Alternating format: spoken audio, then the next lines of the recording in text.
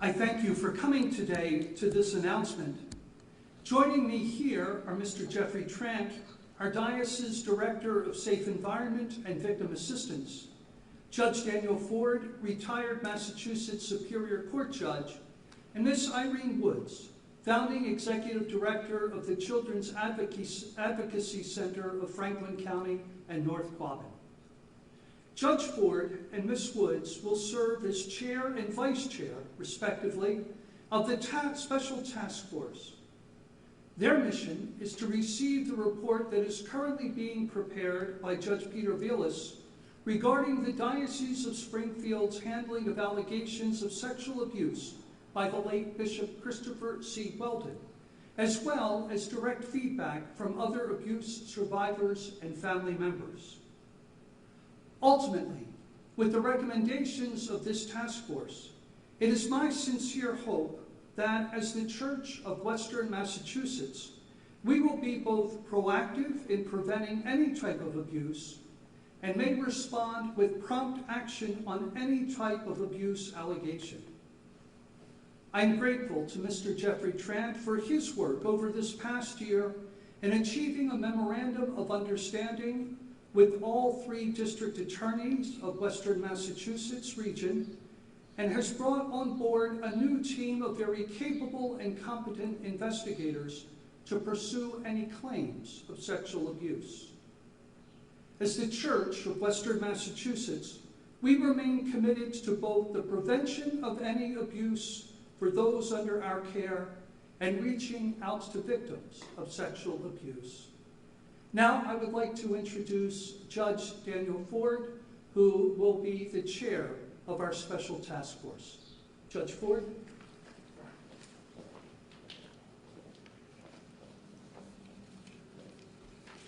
Well, thank you very much, Bishop Rozanski. I am very honored to have been asked to serve as chair of the Independent Task Force on the Response to Sexual Abuse within the Diocese of Springfield, and to help the diocese deal with the terrible scourge of sexual abuse within our faith community. I want to introduce the task force vice chair, who is with us this afternoon, Ms. Irene Woods, standing to my right. A licensed independent clinical social worker, Ms. Woods is the executive director of the Children's Advocacy Center of Franklin County and the North Quabbin. Before leading that organization, Ms. Woods worked in various supervisory and management positions at the Massachusetts Department of Children and Families, where her practice focused on investigating allegations of child abuse and neglect. I know that her vast experience as a child welfare practitioner and leader will prove to be invaluable to the mission of our task force. Earlier this year, the task force began meeting, and as you may know from the press release that was issued this morning, they are a very talented group of people who bring many different voices to our important work. The members are diverse in gender, diverse in ethnicity, diverse in faith, diverse in experience, and undoubtedly diverse in opinion. That diversity may well be our greatest strength. The objective of the task force is to develop a strategic plan which will be informed by Judge Peter Vilas's report, but will also include the input of various other stakeholders. Our goal is to help the diocese fulfill its commitment to be accountable for how it has dealt with issues around sexual abuse in the past and implement truly meaningful changes in the future. The task force has spent some time outlining what we have identified as 6 core areas that will be addressed in a strategic way. Number 1, acknowledging the trauma of sexual abuse on members of our community and ensuring the allocation of resources to promote healing of survivors. Number 2, responding to all allegations of sexual abuse in our church community in a timely, compassionate, and fair way. Number 3, ensuring the diocese has a transparent system of protocols and procedures that guarantee respect and due process for all involved. Number 4, ensuring that local church leadership is held responsible and accountable for failing to protect children and other vulnerable persons. Number 5, holding those who have been credibly accused of sexual abuse responsible and accountable. And number 6, preventing sexual abuse of anyone in our faith community in the future. Now, Judge Vilas's report will be our starting point, but it clearly will not be the end. We may find that we cannot improve upon Judge Vilas's recommendations, or we may find that we disagree with some or all of them. We are prejudging nothing. We intend to gather information from all stakeholders, including survivors of clergy sexual abuse, and to base our report on data and best practices. We are setting no time deadline, and while we will try to work as expeditiously as possible, we will take whatever time we need to be thorough and comprehensive.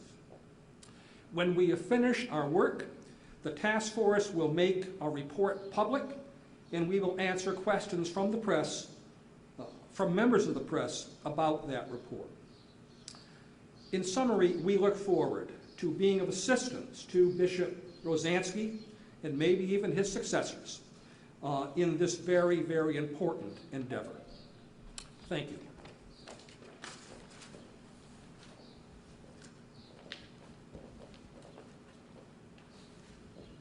Judge Ford, thank you very much. I would now ask Irene Woods if you have any comments. We will open it up for questions at this point. Thank you very much. So, Bishop, why create this task force before you've seen the Vilas report and know what it says? Our thinking is that when Judge Vilas does issue the report, we want to act on it promptly. And so having this group together before the report is issued means that they will be there to help me receive it, to read over it, and then to, as Judge Ford said, have a starting point for their work as the special task force. Okay. Bishop, is there an estimation as to when you might release the report? In our last contacts with Judge Vilas, he said he's very, very close to finishing the report and being ready to release it to us. So I anticipate that we would have the report very soon.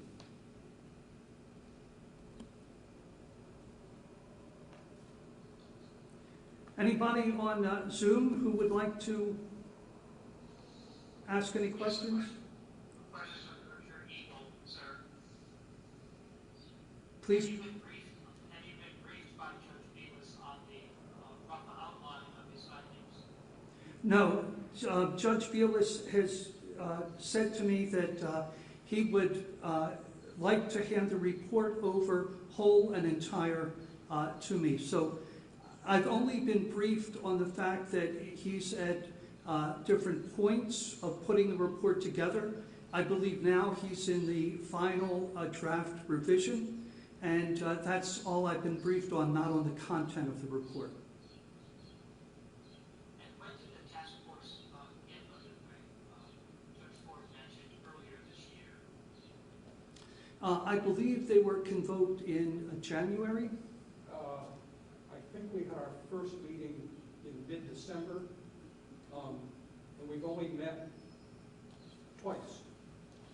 Which you want to come over? Good afternoon. My name is Jeff Trant. I'm the Director of the Office of Safe Environment and Victim Assistance. So in response to the question of when the task force convened, the task force began planning in earnest in late December, and they convened in early 2020 for their first meeting and had one face-to-face meeting in late February.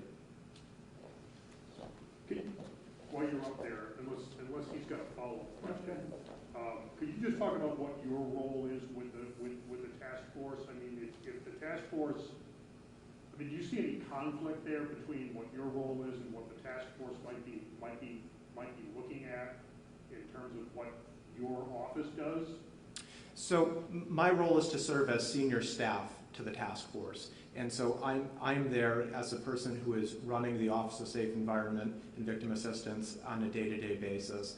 And so I think a significant contribution that I will make is ensuring that the task force understands and has access to all of our historic materials, that they understand the day-to-day operations of the office. I was appointed in June of 2019, and during the first few weeks of my tenure, spent a significant amount of time familiarizing myself with the extant policies, procedures, in assessing and reviewing our records and materials. And through that process, that's truly where the concept of developing a long-term strategic plan started to come from.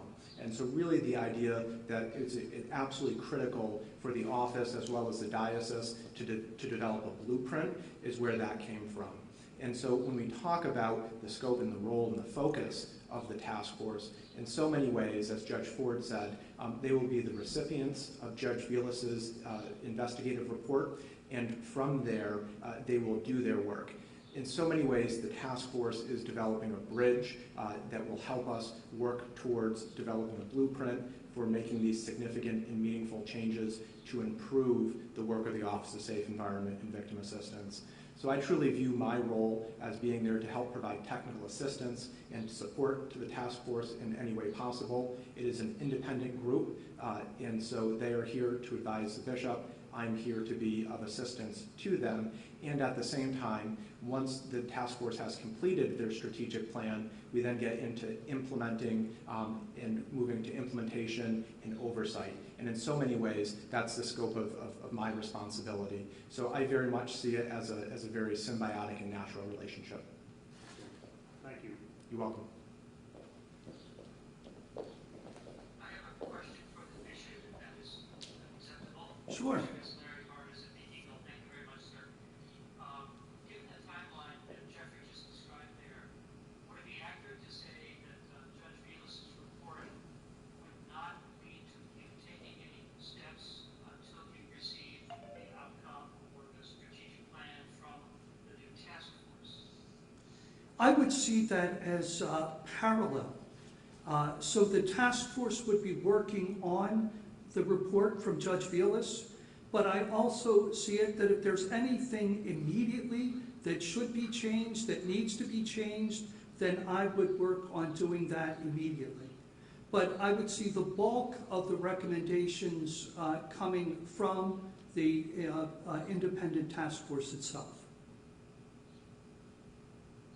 And just one quick follow-up. Does this in any way change the role of the review board? No, the review board is really mandated by the Dallas Charter. So the review board has to be a part of every diocese Office of Safe Environment and Victim Assistance. So it might change some aspects of the review board, but it does not eliminate the review board. The review board must be in place because of the Dallas Charter. Any other questions for anybody on our team?